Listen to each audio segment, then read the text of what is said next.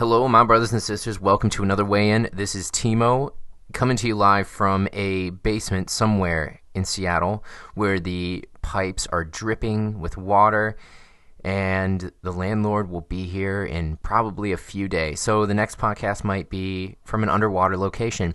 Today's guest is Dr. Shawn Postma. He is a naturopathic physician. I always wonder if I say that right. Naturopath. I think it's naturopathic doctor.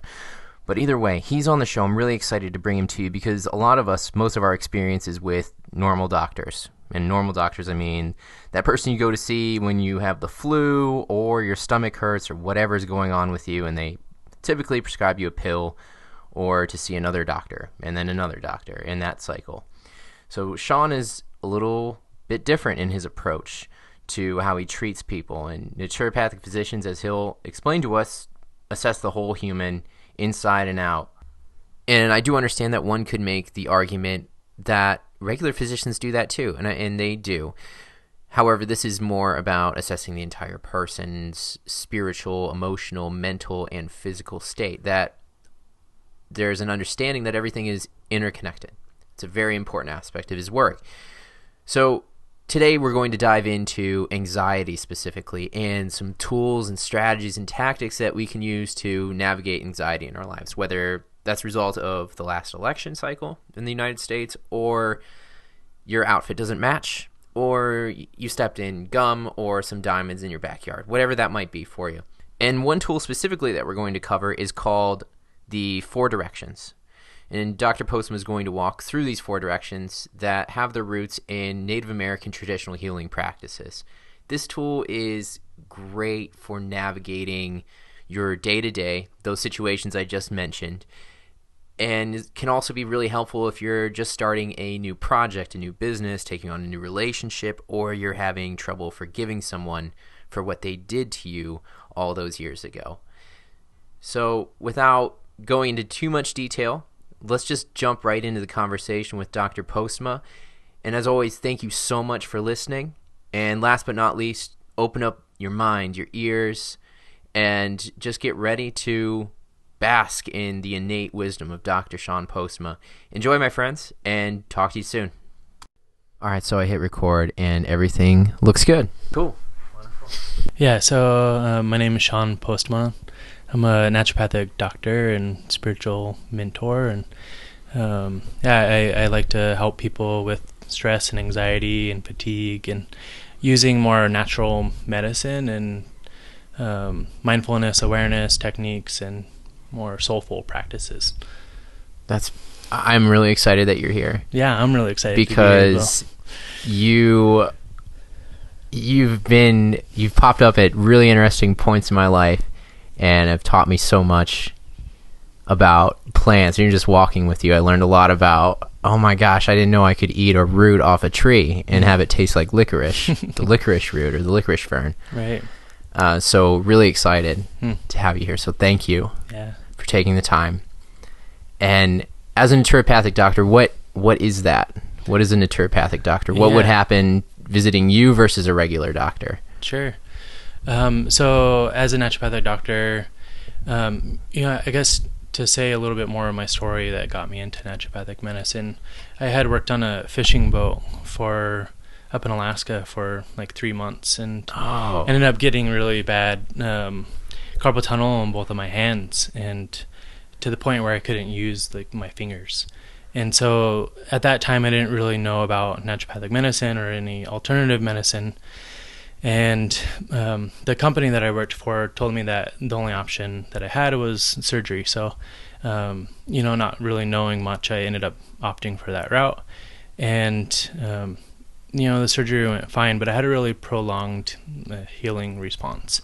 Things just weren't healing, and it'd be months and months, and it was way past what they told me. So, I went to a neurologist, I went to a physical therapist, I went to all these different practitioners, and still didn't really get all that much relief. And so I heard about a naturopath in the area, and I just had a really great experience. He spent about 30 minutes with me bullshitting about skiing and surfing, and he really walked his talk. And one of the things that was really helpful for me is that he had me avoid gluten and dairy. And I thought he was crazy at that time because I had just grown up with dairy, all my life, and why and bread and bread, and you want me to avoid these two big staples, in my diet, and but I was really needing a change, and so I ended up going through a period of time where I avoided those, and I noticed a really significant difference in how my body felt. It didn't feel as congested. I was able to think much clearer, and I just healed up much more quickly than I would have otherwise. And so that really can set off the path into looking into the school, and I really resonated a lot with the philosophy of naturopathic medicine. And what is that philosophy? Yeah, so one of the things is that we really look at the whole person, and really understanding the importance that everything's interconnected. That sometimes our fatigue can be connected to how the way that we're interacting, in life, or how our digestion can really influence the way that we think. I'm trying to think of some other examples here, but everything is really interconnected. So thinking more, if I were to go to a doctor, my biggest gripe with doctors is that I go in, they don't listen to me. Mm-hmm. And maybe they're listening, but they're listening for a symptom. And my thoughts are, okay, they're just waiting to prescribe me some sort of pill, and that's going to be that. So it sounds like if I were to visit you, it would be more of an assessment of what's going on in this guy's mind. Maybe his stomach is triggering the way he's thinking, or he's got anxiety due to other things, rather than, oh, you have stomach ulcers because you have stomach ulcers, here's a pill for that. Yeah. So, just a really great example of that is that when we are in more of that stressed or anxious state, what happens is that, our nervous system gets triggered into being more of a sympathetic response. And so you might have heard that as being like the fight or flight. The reptilian brain gets activated. Yeah. Response. And so, when we get triggered into that response, everything from a nervous point of view starts to help our body to run or to fight. And so the energy is not really directed towards digestion, mm-hmm. for example. And so what we see is that there's decreased digestive juices, and everything starts to kind of go out the window as far as digestive functioning. And it's an often overlooked thing when people come in and they have digestive issues. And the biggest thing I see is heartburn, for example. And people are given these proton pump inhibitors, which... Proton pump inhibitors? Yeah, there you go. What is that? It's pretty much decreasing the stomach acid. Okay. And the thought is that when there's too much stomach acid, that it can cause some irritation, and that's why people feel this burning sensation in their stomach. From a naturopathic point of view, we see that those medications can be helpful in the short term, but in the long term they can actually decrease the digestive functioning and absorption of food. Really working with the stress component can be really transformational as far as decreasing your symptoms and pain and whatever else. So the biggest thing I see now is that people are multitasking so much with their food, or just when they're eating their food. Sure. So on their phone, on the computer. You have to take a picture of the food before you eat it, and then you have to Snapchat the food, and then you have to make a Facebook post about it. It's crazy, and we've all become so accustomed to, I think, high levels of stress, and most of us don't really realize when we're in more of that stressed state versus being in that relaxed state. And that's what we really want to be in, is that that parasympathetic, or what they call rest and digest. Rest and digest. Yeah. And this is parasympathetic? Parasympathetic. It's the opposite of the sympathetic. Gotcha. So that's when we're in more of that, Zen state, where we're just more relaxed, and that's going to really be helpful for digestion and really getting those digestive juices flowing. So oftentimes when we're multitasking and doing a million other things, more likely we're going to be in more tending towards that stress state. Right. Goodness. So there's a lot of things to be stressed about. What do we do about that? And how do you assess somebody? How can you see whether or not they're stressed? Well, there's little subtle cues. Sometimes we hold tension in our body. So, a couple years ago, I broke my collarbone, and even to this day, sometimes I'll notice that my shoulder will start to elevate on that side that I broke my collarbone, and it's just kind of this residual tension that is held there, and I think primarily for protection at that time.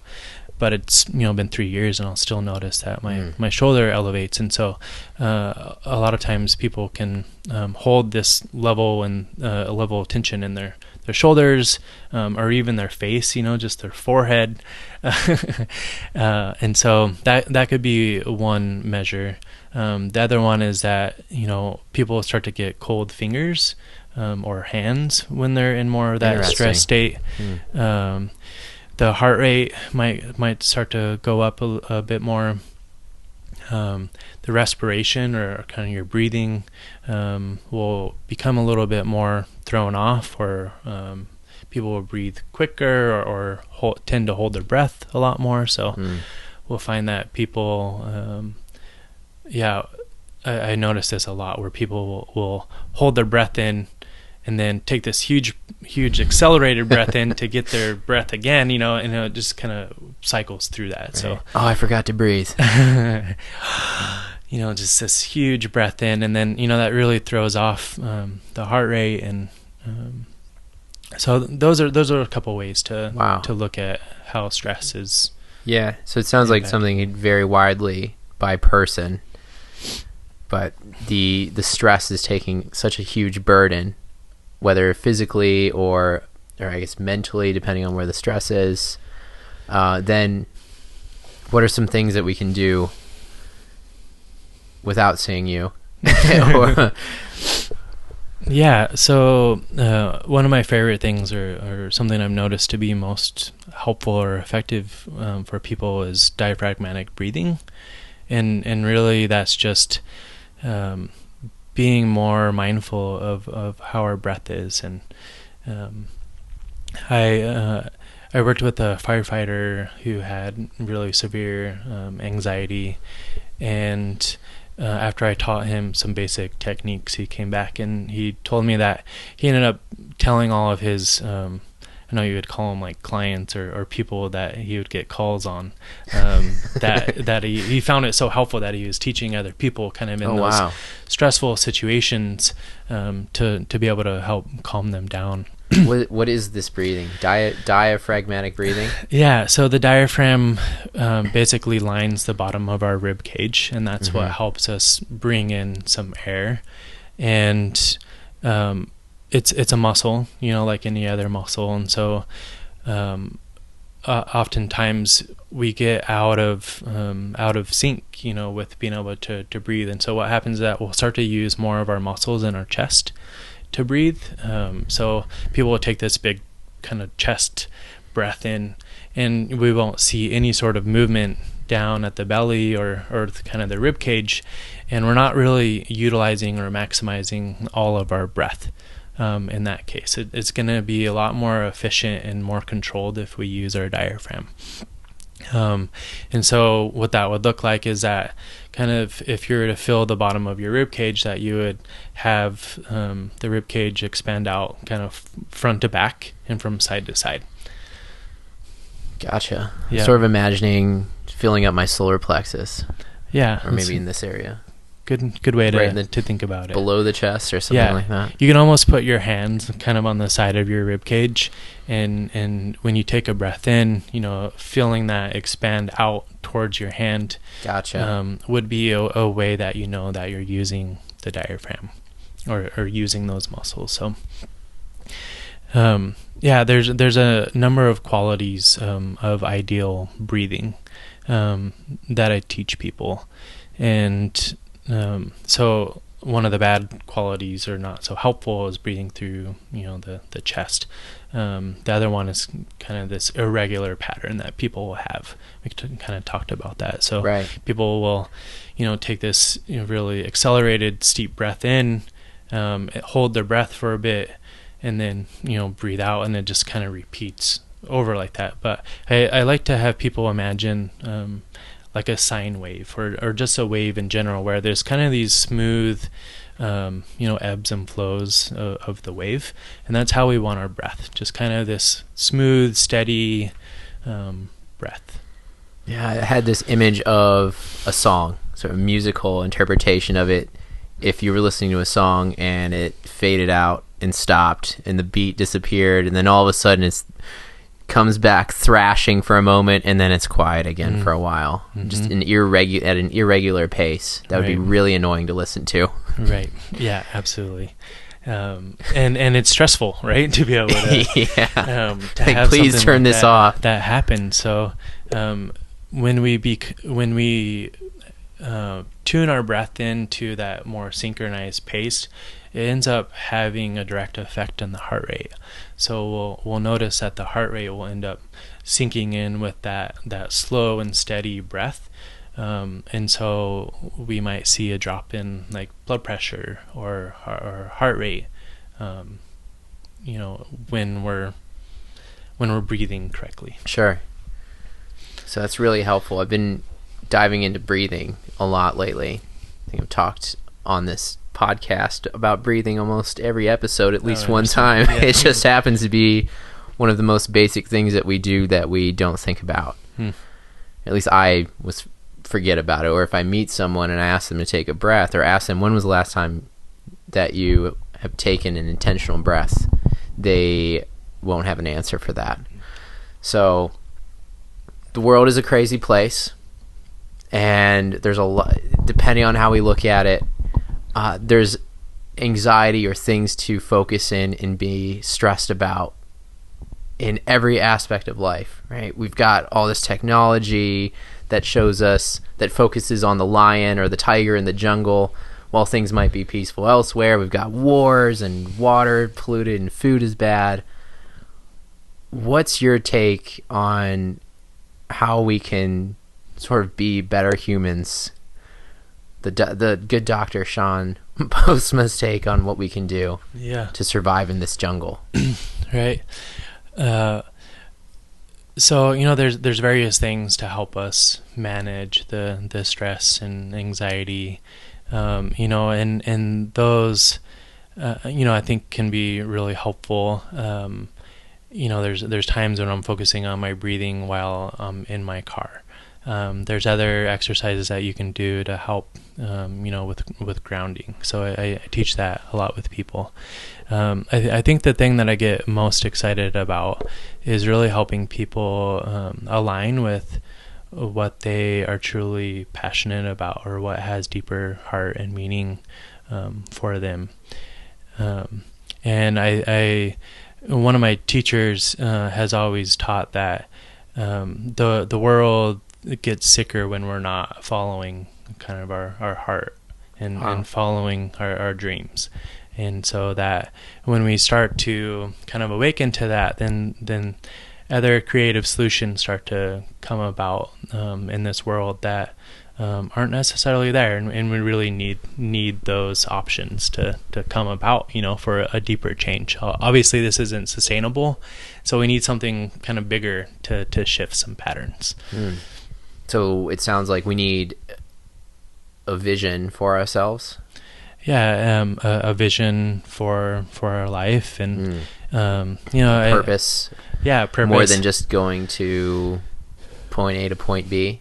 Yeah, I believe that we have, each of us have something unique to offer to the world, and that we really need to tap into that, and to have the courage to step into that work, and to be able to have other people exposed to that as well. And what's a good way to start on that path?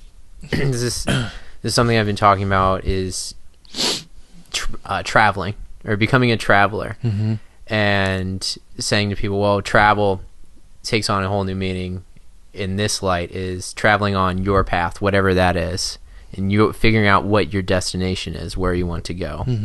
Not necessarily, go do this do a hostel circuit in Australia and go and get hammered at hostels. Maybe you'll find your purpose there, but prospect's not too high. It's a great time, go ahead, but becoming a traveler and stepping into that unknown story for yourself, maybe with a vision. So finding a vision, I guess, if I'm telling somebody, you got to know your purpose, you got to have a vision, what are some ways that we can start thinking about what that might look like for us? Yeah.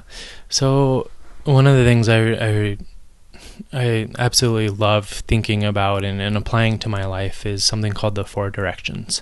And the 4 directions is pretty much just symbolic that, we have the east, south, west, and north, and each of those have very specific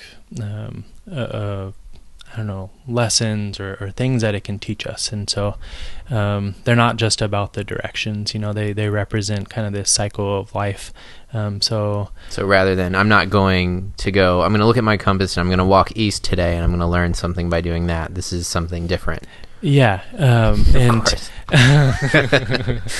Well, I mean, that's what everyone's familiar with, right? Sure. It's like, this is the directions are just represented. The compass. Kind of help us kind of get to different, points, if we're lost out in the woods or whatever. Exactly. Yeah. And so, when I first started to hear this, I just found it really, I guess, enlightening, that there's a way that we can look at nature and apply it to our own life. And so, for example, typically in the east is where the sun rises. And so with that, there's kind of this new beginning. It's kind of the start of a day, right?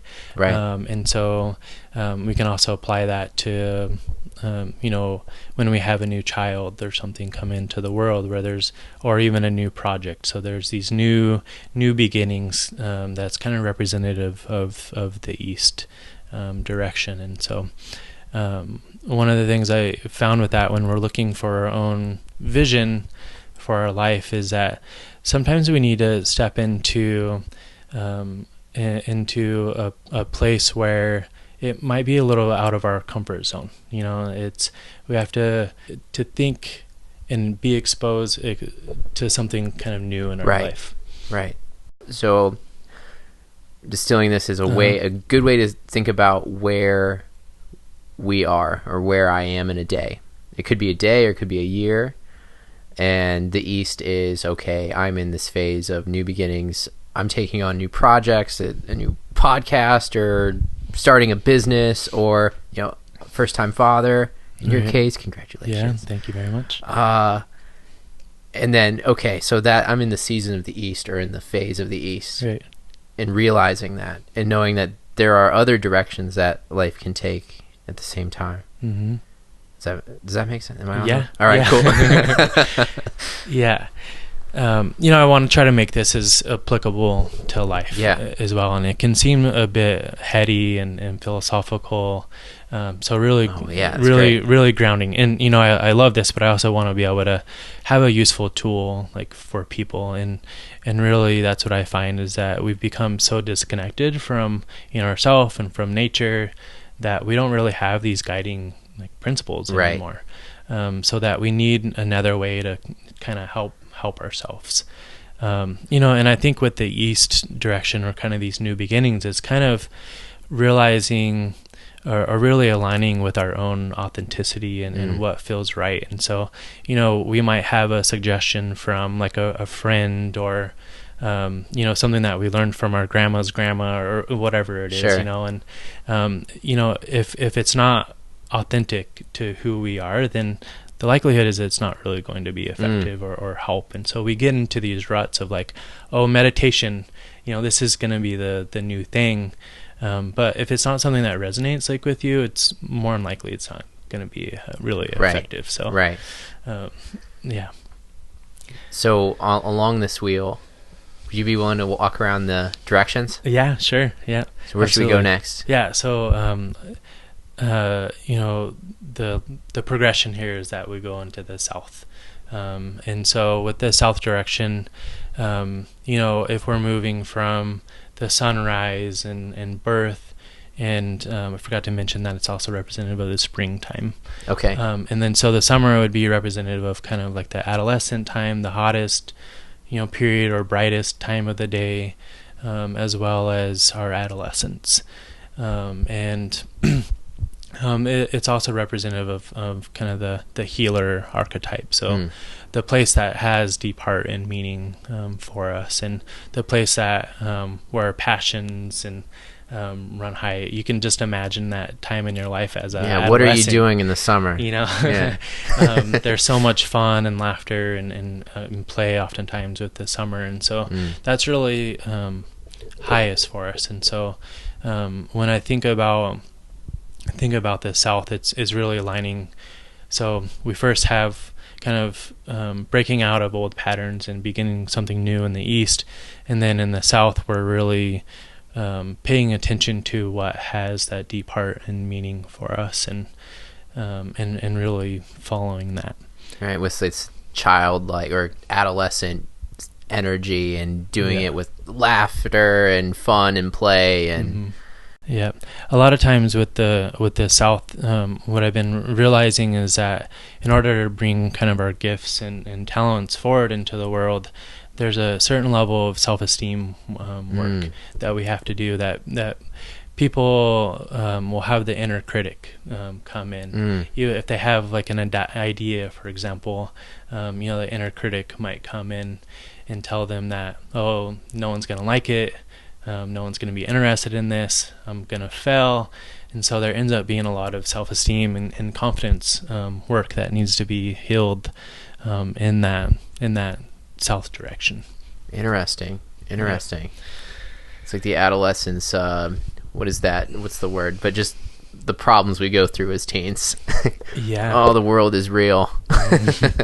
Yeah, absolutely. And have confidence to step into it and become that new person. Okay. And then from the south, where do we journey on? Yes. So from the south would be into more of the west direction. Okay. And so at this point we go into the time of sunset and of our adulthood, and kind of in the fall, the season of the fall. And with this direction, there ends up being a level of really needing to trust and trust the unknown, or kind of the mystery, right? So if we're starting a new project, for example, there's this big unknown, and there can be a lot of fear that comes up in that. And so really tapping into our internal wisdom is what we call the archetype of the teacher. Of the teacher. Okay. Yeah.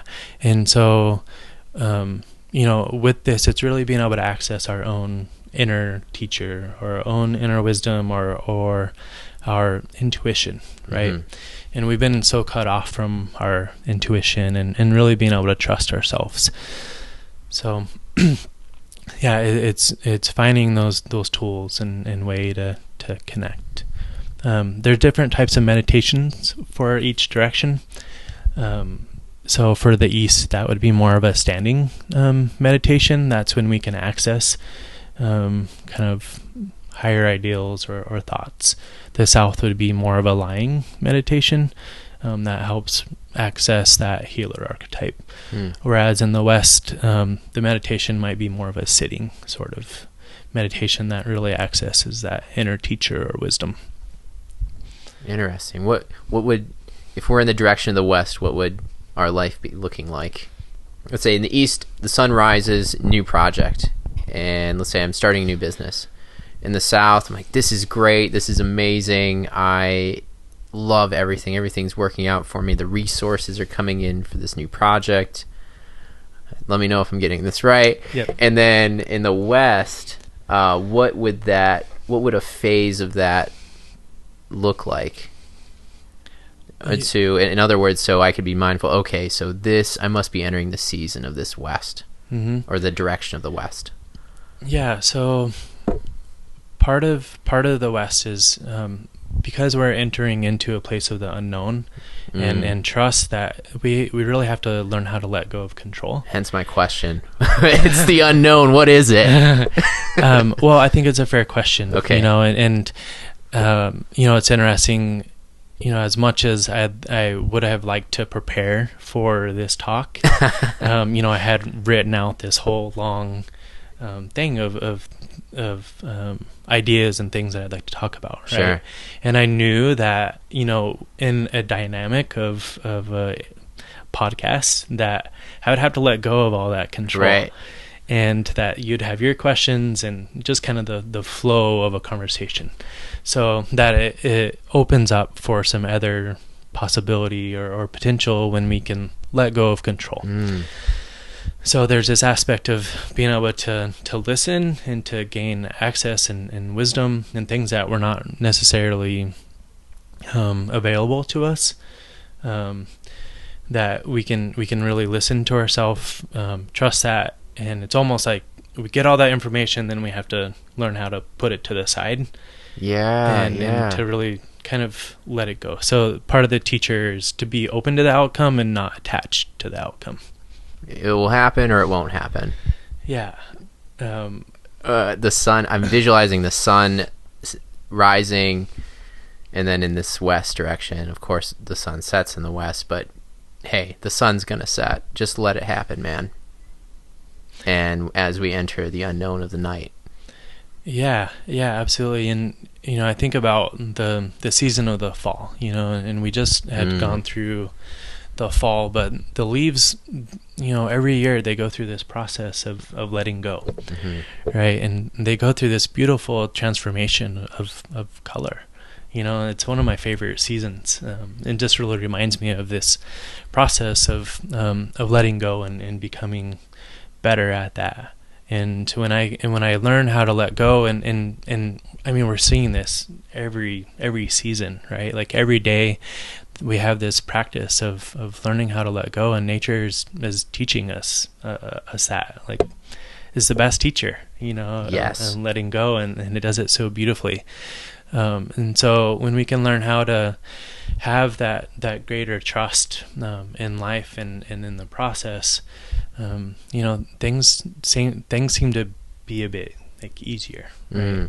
There can be a bit more flow to things rather than forcing something to happen or to totally have control over something. Like, it doesn't feel very good to be in that place of over control. It's really constricting. It's tight. People it's don't bound to fail, right? Once it is exposed to the real world. Yeah. That is it. I heard somebody say something about business plans, that every business plan fails once it meets its first customer. As you can say the same thing for life. Just let it go. It's good to plan, good to have the information. Let it go. Like, I had notes here prepared, studying what you have going on in your work, and I put it all away for the conversation. Yeah, absolutely. These directions serve as a kind of a guideline. So if I'm as a reminder, and I'll keep on going back to them if I'm in a place where I'm stuck or having a hard time in my life, or even in my process of working with my patients, right? You can begin to see, like, where people are at in their life and where they may be stuck or where they may need some additional support. And so now I can provide some more specific tools for them wherever they're at in their phase. So, if there's a lot more, someone has a vision for their life, but they're not really getting much further than that, then, we may need to do some more self-esteem work or some deeper healing around that. Sure. Okay. And the last place, well, maybe the last place, the Yeah. north. Yeah. So then we have the north, and so if we just see the progression of this happening, right? So the north would be kind of the darkest time of the day, and it's going to be the winter now, the season that we're in now, and it's also the place of our elderhood or our elders. The north, this ends up being about relationships. With relationships, we really need to be able to, well, one, ask for support when we need it, and to be able to receive support. And two very difficult things to do. Right. And so, it's like we go through these projects, and we can only get so far, like, ourselves, and we really need to be able to ask for support in this place. And yeah, it can be really difficult, right? Especially if your trust has been broken, and it's hard to reach out for people. I know that one of the more challenging things for me is to be able to, like, receive the support.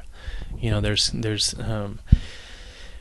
which reminds me of the north is typically the archetype of the warrior, and so the warrior, they you have to know how to show up and be present, and you have to know where you stand. And one of the meditations of the north is a standing meditation, and that can really access this warrior kind of archetype. Is this the warrior meditation? Yeah. I think you mentioned this to me before. Is that standing in a standing position, Yep. and then looking off into the distance for some amount of time at the same point? Yeah. So you're at the most basic level, fixating your gaze on one particular object, and you're standing there for about 15 minutes. And I find that it's difficult. You really need to stick with it for that time.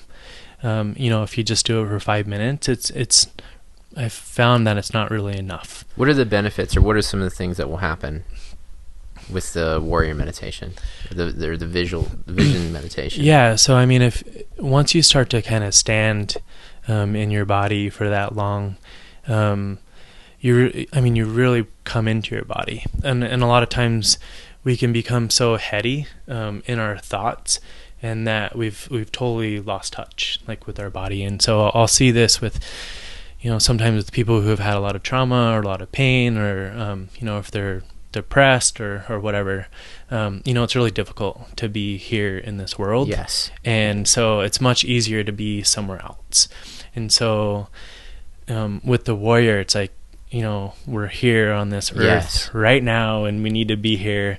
And it really takes this kind of warrior energy to, like, show up to that. And it's like, as hard as it is, that's the energy that I think is most helpful to help us face that. And so relationships can be so difficult, right? It's like there can be some really deep pain in relationships. That's where wars get started. Yeah. Yeah, I mean, it really comes down to relationships, right? Mm-hmm. Our family, our friends, someone said something and now we're pissed off about it. And so really there's a lot of forgiveness work, and also extremely difficult. Yeah, and what I think of too is grief. And if we lost someone, that this is kind of the place where we really need to kind of stand in that warrior place and really know where we stand. This is linking the archetype of a warrior with relationships and forgiveness. Does not sound like the warrior that's essentially sold to us, or what's in our common psyche. I'd say the warrior that we all know and understand is emotionless, is a fighter, takes what he needs and leaves waste behind, and you don't really hear about, this warrior, this guy is dealing with emotions, and is he's so powerful in his forgiveness. Mm-hmm. This is not anything I've ever heard. Yeah, and I was just thinking about that when you just mentioned that, is a lot of the archetypes have been really distorted, like, over time. And so what we think about to be a man, or think about to be a woman, or and anything in between. It's just like all of those concepts have been really distorted and or to mean something different. And so when I was going through a lot of my own healing work, there's some really, really great work by Brene Brown. And around Daring Greatly, yeah. And she talks a lot about how vulnerability, how much strength it takes to be vulnerable. Yes. And so if I had some choices and something happened to me, I can suck it up and be strong and kind of avoid the situation. But she's saying, and which I absolutely agree with her, that it takes a lot more strength to be vulnerable and to confront the situation and to work through it. And I see it as being like a peaceful warrior. That it's someone that knows what they're going to stand for and what they're not going to stand for. And so it ends up being a lot about boundaries as well, what you're not going to put up with, and to be able to communicate that in a way that is compassionate and loving, right? And the warrior never hesitates. Is something that my teacher has told me as well. So warrior never hesitates. Warrior never hesitates. So, kind of going back to what we were talking about earlier with naturopathic medicine, is that there's kind of this whole system, right? And so we can't just take the warrior in isolation. That we also have, our visionary and our healer and our teacher, and all these things play into it. And I think that might be one of the other issues with the warrior, is that we put so much focus on it without really putting any other emphasis on any other of the archetypes. Is there an archetype today that you think needs to be reawakened more so than the others? Yeah, and it's a really excellent question, and I can almost argue for each of them. Right. I think it comes back to that kind of south direction of really reigniting our own passion and our own vision for our life, and having people get support with that. There's some really great work being done by Michael Mead.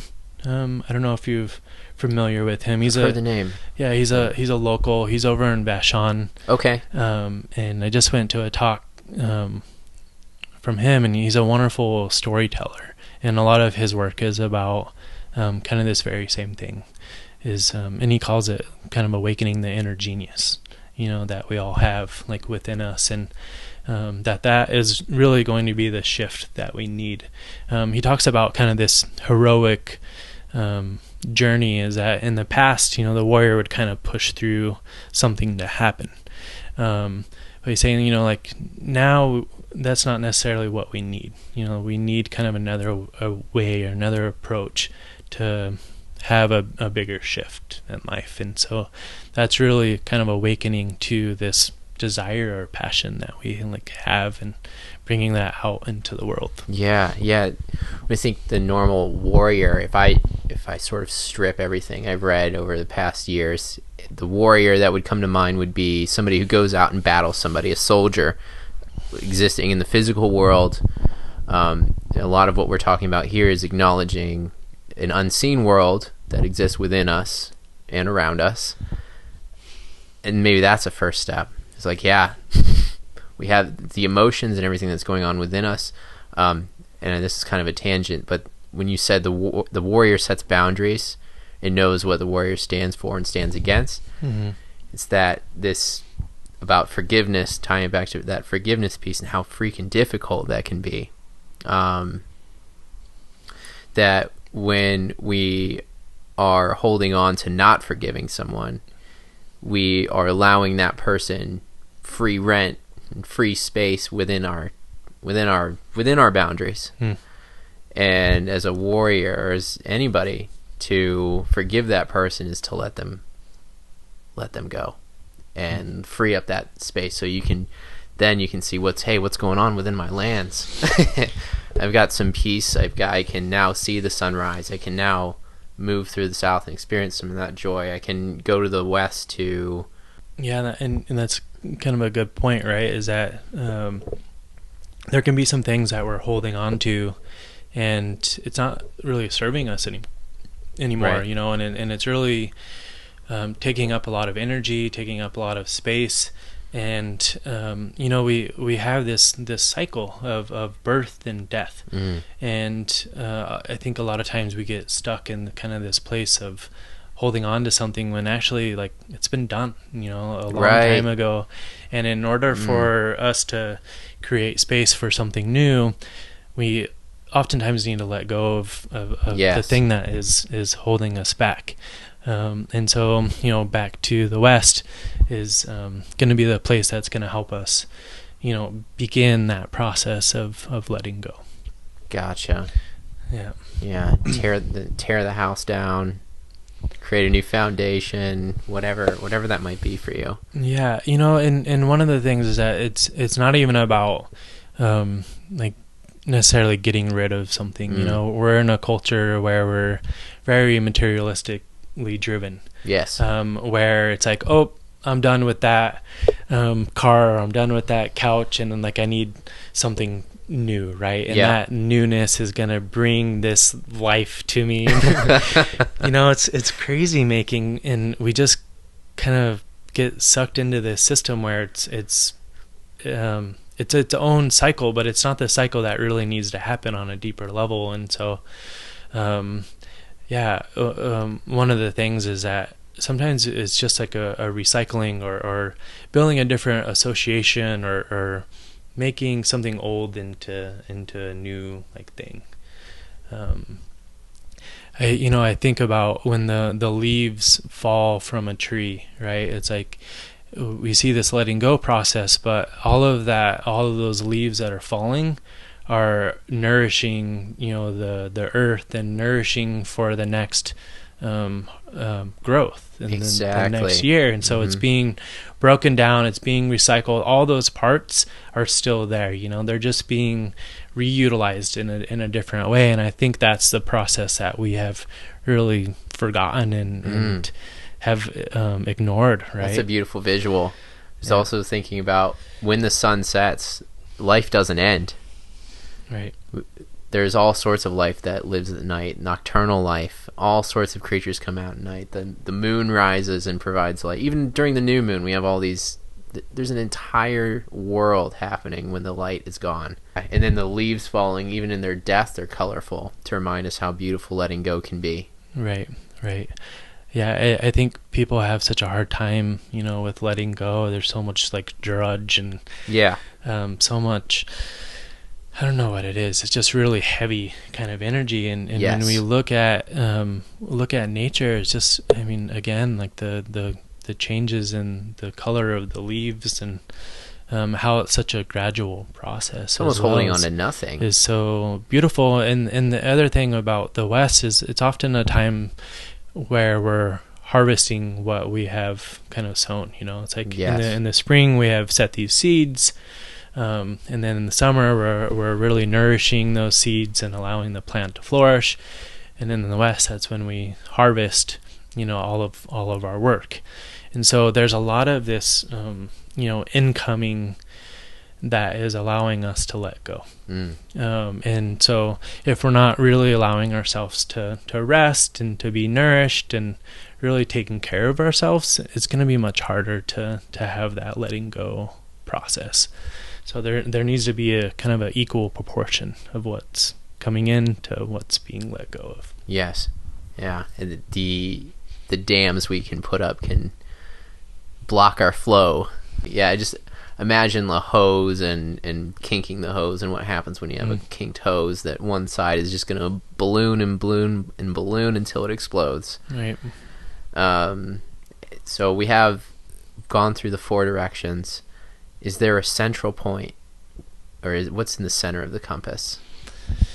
Yeah, so, you know, each of the directions can vary from culture to culture. So I think that's always important to consider, that these aren't hard and fast Sure. kind of rules, and this is what I've been taught, and how I've come to make sense of it in my own way. Kind of back to that authentic piece Sure. to it. And trying to stay as true to the traditions as much as possible. But some of the other directions that I've learned is that we also have kind of the sky, and we have Mother Earth, and then kind of everything in between that, right? So, yeah, with the Earth, we call her Mother Earth, and that is, if it wasn't for the Earth, we wouldn't have food, and we wouldn't have water, and we say that the Earth is what kind of carries us and nourishes us, and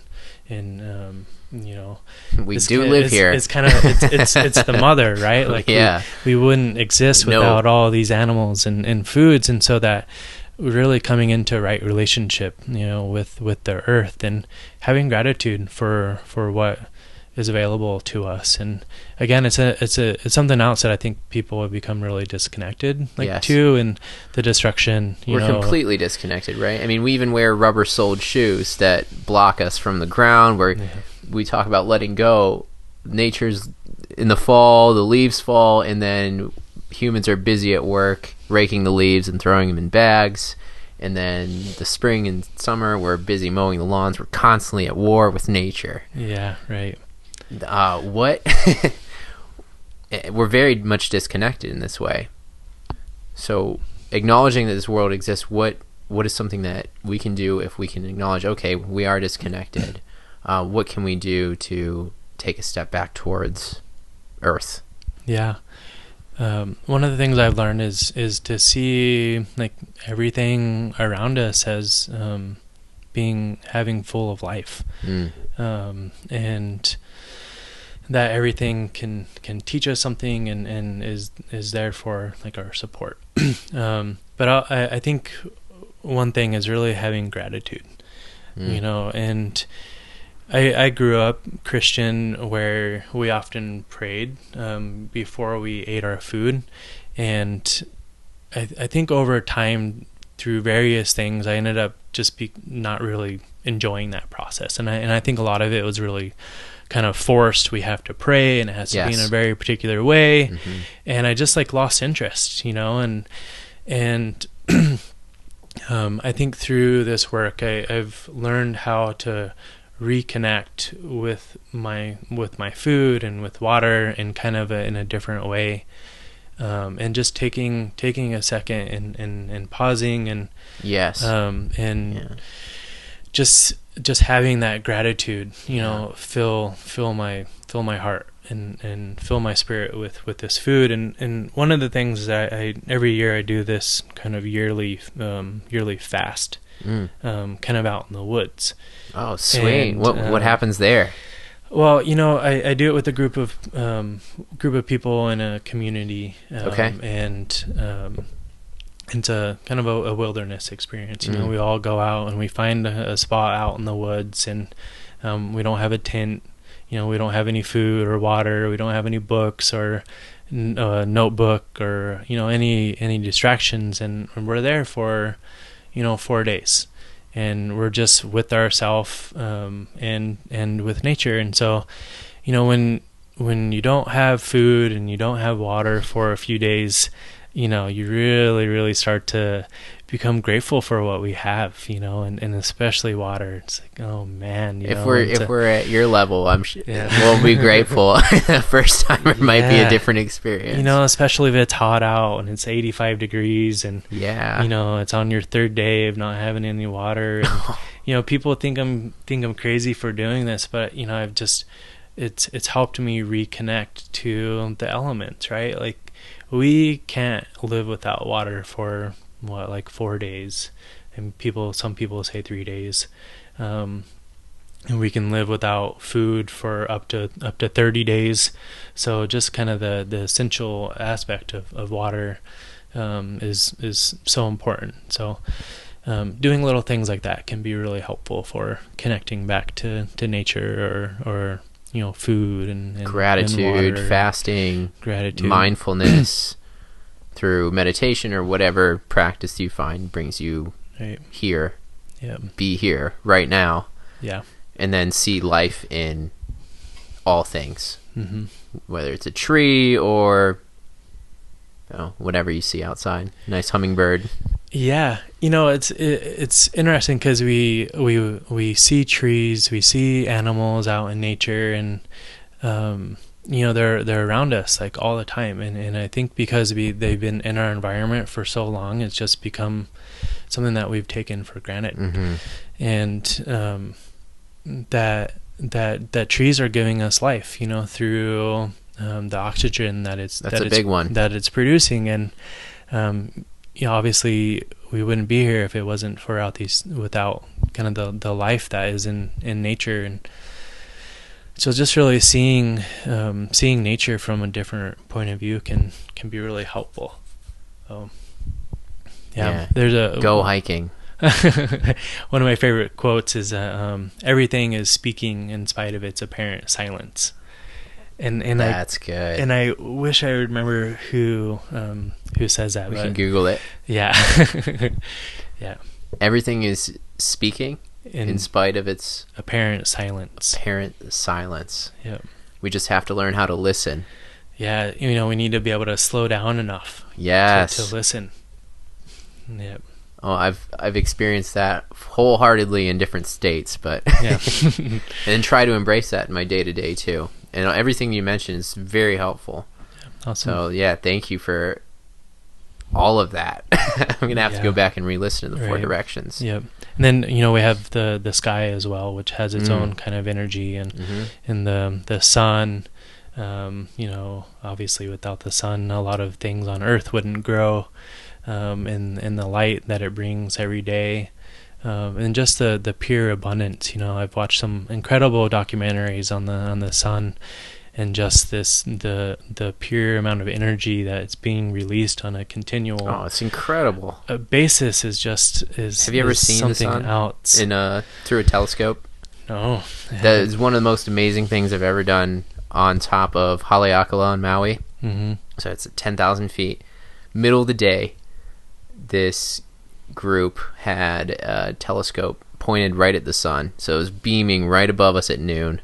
10,000 feet, crystal clear sky right in Maui, and it's the first time I ever had seen the sun up close like that. It was mind-blowing. The coolest thing I've ever seen through a telescope. Cooler than any star, cooler, it's hotter probably looking, but just this living ball of plasma, and I could see it moving and see the sunspots. It was amazing. Wow. Highly recommend it. Yeah. Put anything under a microscope where you can see it a little bit. Oh my gosh, it connected me immediately. I had a brand new appreciation of the sun since then. Yep. Aside from all the sunburns I've had.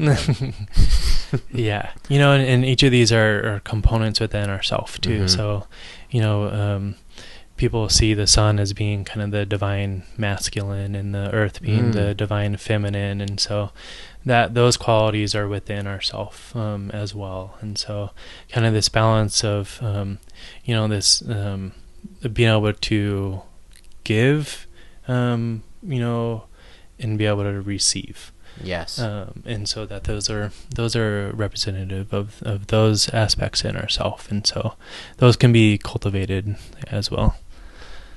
Wow. I think we're at an hour here, my friend. Sounds good. I know I can keep on talking. I love it. I could go on all day with you here. What is the best way to get in touch with you? Yeah, so I have a private practice. That's Skyroots Healing. Skyrootshealing.com? Skyrootshealing.com. Yep. So that's my private practice. I'm also going to be doing some online classes, and that is called Dancing Compass. Dancing Compass. Is that related to what we did here? Or what we A talked about? lot of that work is, some of the deeper, like soul level work. Awesome. Is going to be through the Dancing Compass, and really giving people tools to work, with their life and to help them. Great. Thank thank you so much. Yeah, thank you for being here, man. Really enjoyed it. Yeah, absolutely. We need more healers like you in the world. Thank you. I appreciate it. Thank you, Shawn. Keep on with your good work. Thank you.